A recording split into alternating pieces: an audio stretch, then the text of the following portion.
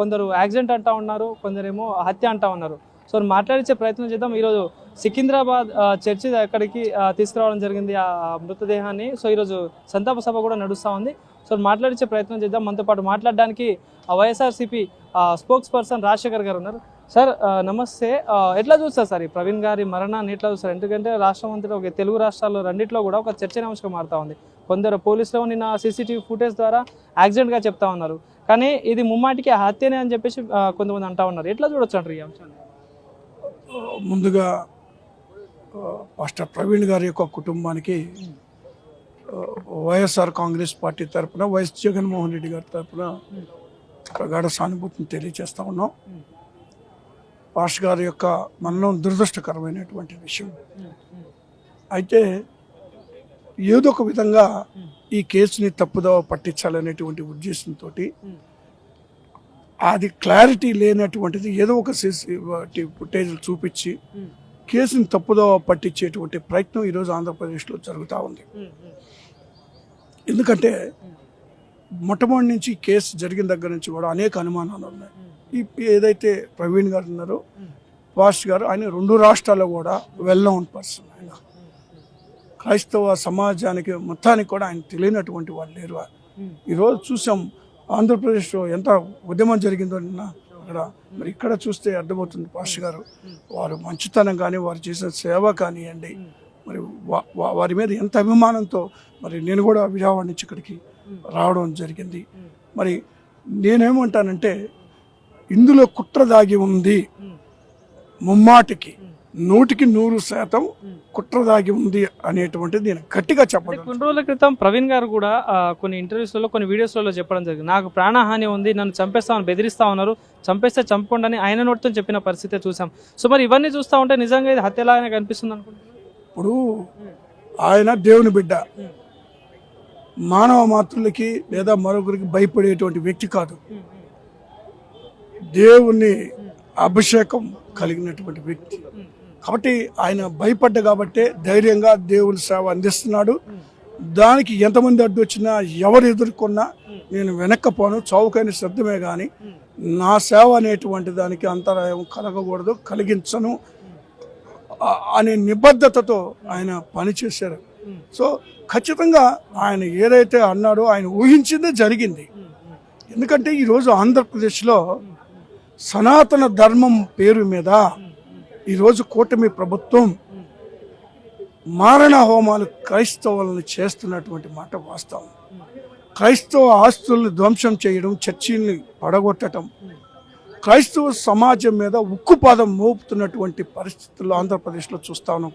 ఈ గత 9-10 నెలల్లో అధికారంలోకి వచ్చిన తర్వాత కూటమి, మరి ముఖ్యంగా పవన్ కళ్యాణ్ గారు సనాతన ధర్మం అని మరి హిందుత్వాన్ని రెచ్చగొట్టి, మతోన్మాదులను రెచ్చగొట్టి, కులాల మధ్య మతాల మధ్య మరి ఆ మంటలో చలిగాచుకుంటున్నటువంటి పరిస్థితులు ఉంది పవన్ కళ్యాణ్ గారు. ఆయన మాట్లాడినటువంటి దానివల్ల, ఆయన చేసిన ఆ నిర్వాహకం వల్లే మతోన్మాదులు ఆంధ్రప్రదేశ్లో రెచ్చిపోతా ఉన్నారు.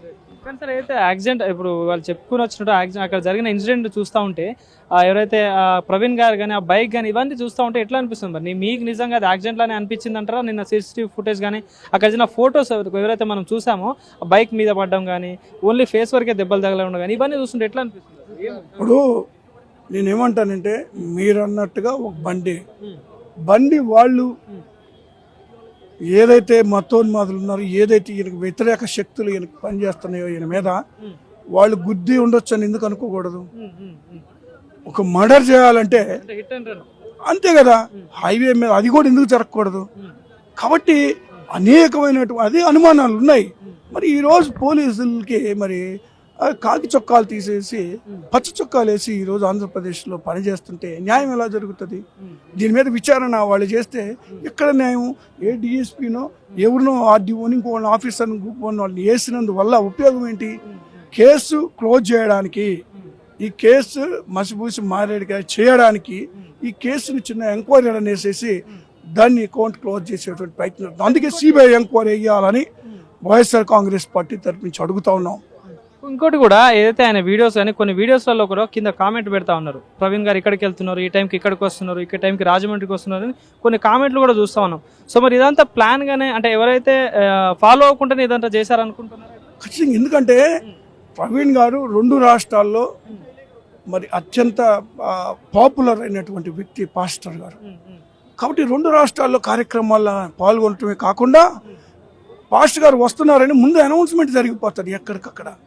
దాన్ని చూసుకుని అనేక మంది మరి భక్తులు అక్కడికి వచ్చేటువంటి పరిస్థితులు ఉంటాయి చర్చ్కి. కాబట్టి అనౌన్స్మెంట్ అనేటువంటిది ముందే తెలుస్తుంది, ఈయన యొక్క కార్యక్రమం కూడా ముందే తెలుస్తుంది. కాబట్టి ఒక ప్రీ ప్లాన్కి ఒక కుట్ర పన్ని ఉండేటువంటి అవకాశం కూడా ఉంది. ఎట్లాంటి జస్టిస్ కోరుకుంటున్నారు సార్? నిజంగా మరి అది మర్డర్ గానే అంటే ఏదైతే హత్యగానే ప్రూవ్ అయితే ఎట్లాంటి జస్టిస్ కోరుకుంటున్నారు? ఇప్పుడు 3 రోజులు అయింది. ఈ 3 రోజులు ఇప్పటికీ మరి ఏది నిర్ధారణ కాల. ఇప్పుడు దీనికి వాళ్ళు మరి బండి గుద్దారన్నా చెప్పాలా, ఈయన పడిపోయి యాక్సిడెంట్ అన్నా చేసేయాలా, ప్రాపర్గా సాక్ష్యాధారాలతో చూపించాలా. ఈ రోజుకి కూడా సాక్ష్యాధారాలు చూపించడం 3 రోజులకి ఆ కేసు అలాగే ఉంది. దాన్ని మళ్ళీ మరి ఏదో ఒక విధంగా ఈ కేసుని తప్పుదోవ పట్టించేటువంటి ప్రయత్నం కూడా జరుగుతూ ఉంది. అలా జరగకుండా ఉండాలంటే మేము అందుకే సిబిఐ ఎంక్వైరీ వేయాలా. ఆంధ్రప్రదేశ్ పోలీసుల మీద మాకు నమ్మకం అనేటువంటిది లేదు. ఖచ్చితంగా సిబిఐ ఎంక్వైరీ వేస్తే కానీ వాస్తవాలు బయటకు వస్తే పాస్టర్ గారిని ఎవరైతే మరి ఈ ఘాతకానికి పాల్పడ్డారో వాళ్ళు బయటికి సిబిఐ ఎంక్వైరీ బయటికి రావాలి, వాళ్ళని కఠినంగా శిక్షించాలి. అలా జరగకపోతే పెద్ద ఉద్యమం క్రైస్తవ సమాజం చేస్తుంది. దానికి అండగా కూడా వైఎస్ఆర్ కాంగ్రెస్ పార్టీ బాధ్యతల తరపున నిలబడతామనేటువంటి విషయాన్ని కూడా తెలియజేస్తా ఉన్నాయి. సో ఇది పరిస్థితి. ఏదైతే ప్రవీణ్ గారి ఏదైతే జరిగిన మరణం దీని వెనకాల పెద్ద కుట్రనే జరుగుతూ ఉంది. ఇది కంపల్సరీ హత్యనే. సో ఈ హత్య వెనకాల ఉన్న వారిని కఠినంగా శిక్షించాలంటూ కూడా చెప్తా ఉన్నారు. అదేవిధంగా ఏపీ రాష్ట్ర ప్రభుత్వం హోమ్ మినిస్టర్ అనిత గారు కానీ, ముఖ్యమంత్రి చంద్రబాబు నాయుడు గారు కానీ, డిప్యూటీ సీఎం పవన్ కళ్యాణ్